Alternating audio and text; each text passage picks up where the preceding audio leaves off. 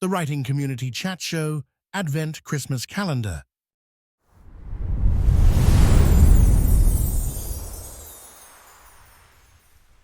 They will kill you in Rochdale for that, so brilliant. So questions. We got a couple, guys. If you've got questions for us, for Neil, for our guests, for all of us together, send them in right now, please. Leah says, how do you make your stuff scary or know that it's scary? Sometimes I can't tell if my work is or isn't. I think I just know my own work too well. It's a great question. We kind of touched on this earlier, is in being able to influence your reader to be scared is a massive attribute as a writer. So anyone got any tips on how to make that effective or realize that it is? Yeah, that is a tough one, isn't it? Because fear's so personal. I think a lot of it's got to do with pace. I think, a scary scene has to have the right pace. And if it's something, slow pacing can be used really well. It's like slowly drip feeding information, then boom, you can use words like jump scares almost, like one line, it's like she's behind you, it can work like a jump scare. So I think that's a lot of it, setting the right atmosphere. But at the end of the day, though, it's all about making people care. And if your characters aren't good, this is as somebody who writes a little bit and reads a lot, if characters aren't good and you don't care about them, it's not going to scare you, not in any lasting way anyway. You have to be invested. I agree. That's a great answer. For me, the best when it comes to watching movies, for example, the best thing that gets me kind of on edge is tension. It's the old Alien film. It's No Escape. If you ever seen No Escape, with Owen Wilson of all people in it, it's about tension and it's terrifying. So for me, tension works really well. And like I said, it's a personal thing. So I think write what scares you. Someone will resonate with that, I'm sure. Mm-hmm. Yeah, I think commonality is a real big one. I think in Stephen King's work in particular, and I think more of his short stories, it's things that everybody has got in their house. I know when I teach and I talk about, do you know when you go downstairs at night and, you put the light on before you go back up the stairs, those type of moments that everyone can relate to, flicking the light off before they go upstairs, that type of thing, the wardrobe at the end of your bed or something. They're the scary places because everyone can relate to them. And if there's something strange going on there, you start to project that into your own life.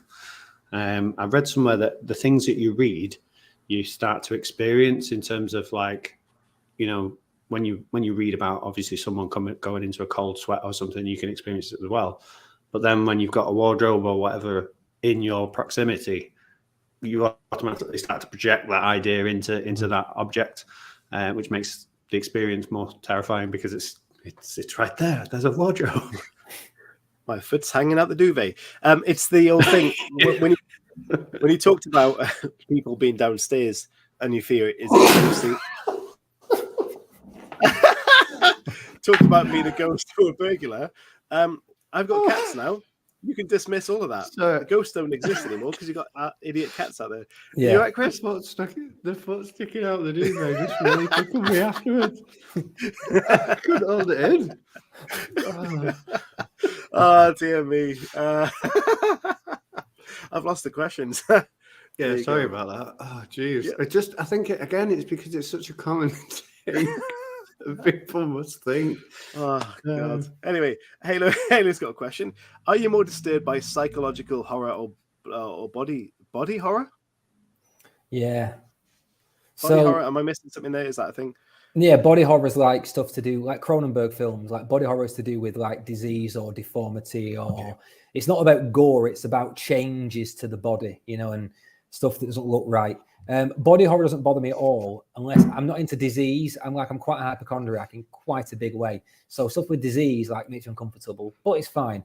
But yeah, and psychological horror, I'm basically, despite being an absolute rationalist in my everyday life, rationalist who believes in Bigfoot. I know my friends listen to this and my friend hates that I believe in Bigfoot, so I'm saying that to annoy him. But yeah, real horror like psychos and killers doesn't bother me at all. It's supernatural stuff freaks me out. Have you read Devolution? The Max Brooks book? Yes. Yeah, he was on the show. Yeah, that's a great book. I got to interview Max as well, and it was like the highlight of my absolute highlight. What a guy. And Devolution about Bigfoot. If you like Bigfoot, read that. So thanks for the questions, guys. There are a few mixed up in the background, but what we'll jump onto a bit of a quiz because we put one together to test knowledge of horror. So we'll ask Neil and Chris. They can answer together if they want to. And of course, you guys in the chat, let us know if you got the answers to them. We've got 10 questions to finish us off. So we'll see how we do out of 10, guys. Are you ready for this? I'm quite nervous, but yeah, let's go. Yeah. Okay. Open for all answers. What classic horror movie features a possessed car named Christine's? Nice, easy start. Well, it's Stephen King's Christine. Of course it is. Yeah. Christine. 1 point there. Nice and easy to start with.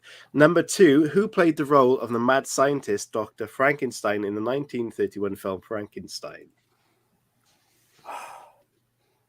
Oh, I know Boris Karloff played the creature, but I've not. It's a tough one. I've no idea. Anyone in the chat got this? No. Is it Bela Lugosi or I don't know.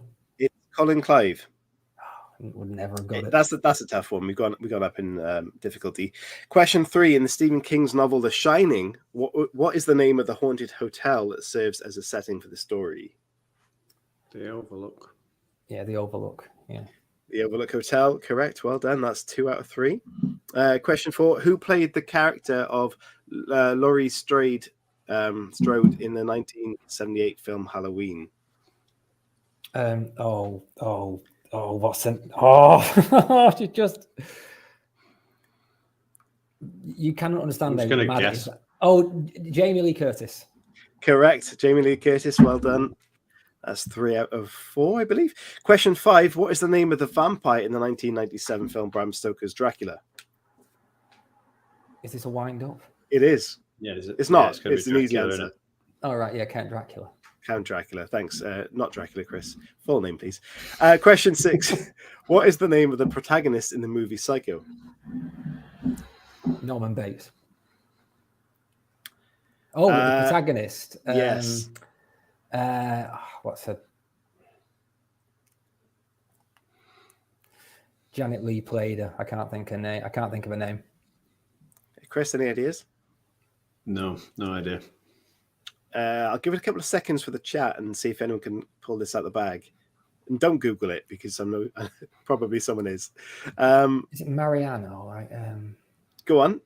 Is it Marianne? I can't. Yes. What's the second part? If I can give you it's like a construction piece of equipment, a very big piece of equipment for construction. Crane. Marianne Crane. Yeah, Marianne Well Crane. done. Excellent job, guys. Well done. Number 7: in which movie did Chucky the Killer Doll first appear?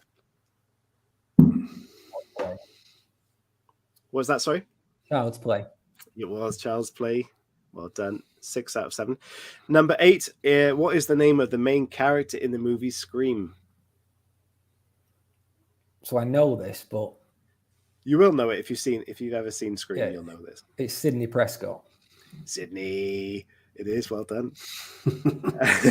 Question 9: in what year was the movie The Shining released?